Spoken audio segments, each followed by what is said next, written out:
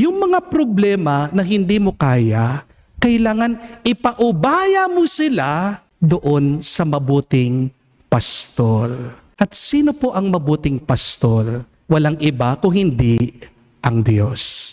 Amen? Hindi po ba itong paanyaya ng ating Panginoong Jesucristo sa atin? Ano ang sabi ni Jesus sa ating ebanghelyo sa mabuting balita? Kapag tayo'y napapagal na, kapag tayo'y napapagod na, kapag tayo'y nabibigatan na sa buhay, anong kailangan nating gawin?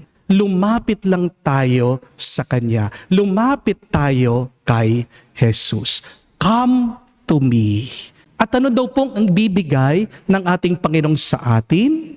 Hindi naman niya aalisin yung problema. Meron pa rin siyang ipapabuhat sa atin. Pero habang meron tayong binubuhat na problema at suliranin, bibigyan niya ng kapahingahan ang ating mga kaluluwa. Pagkakalooban niya ng kapayapaan ang ating mga kalooban. Ang tanong, bakit hindi ba inaalis ng Diyos ang ating mga problema?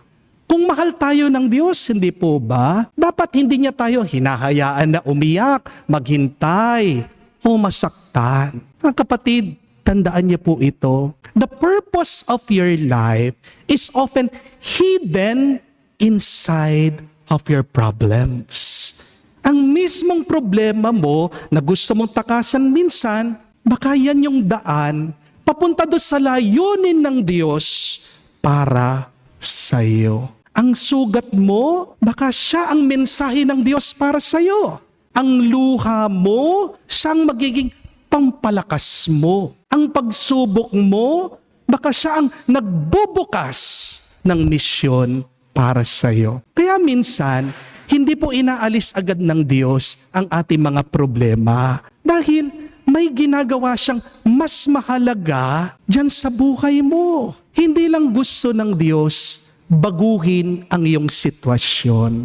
Ang gusto talaga ng Diyos, baguhin ang pagkatao mo. At nagbabago ang ating pagkatao kapag dumadaan tayo sa mga hirap at pagsubok. Hindi po ba? Tingnan niyo po ang mga karakter sa Biblia. Si Jose, nananaginip, Joseph the Dreamer. Kung hindi po siya pinagbili ng kanyang mga kapatid, di sana hindi siya naging tagapagligtas ng kanyang pamilya.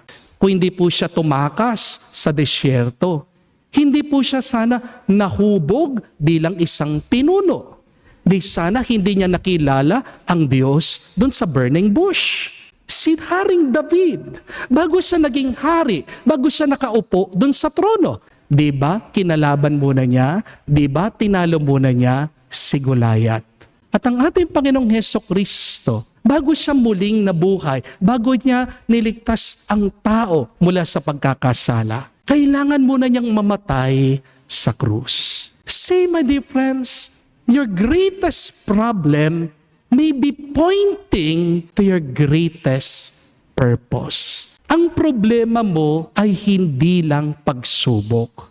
Maaaring ito ang direksyon sa iyong bukasyon. Kaya nga, wag mong hihingin sa Diyos na, Lord, alisin mo naman ang problemang ito. Pero mas maganda, itanong mo sa Kanya, Panginoon, ano ba ang misyon ko? Ano ba ang layunin ko dito sa gitna ng aking problema? Ang problemang paulit-ulit mong hinaharapan, baka yan ang tawag ng Diyos. Paulit-ulit na bumubulong ang Diyos sa iyo. Kinakausap ka sa iyong puso. God often reveals His calling to us through our burdens. So do not ignore them. Ang problema mo ay ang kahulugan ng buhay mo. Kaya nga dapat kapag dumadaan ka sa problema, magpasalamat ka. Kasi dahil sa problemang yan, meron ka pang misyon dito sa mundo. Hindi po ba? Kapag wala ka ng problema, isa lang pong ibig sabihin,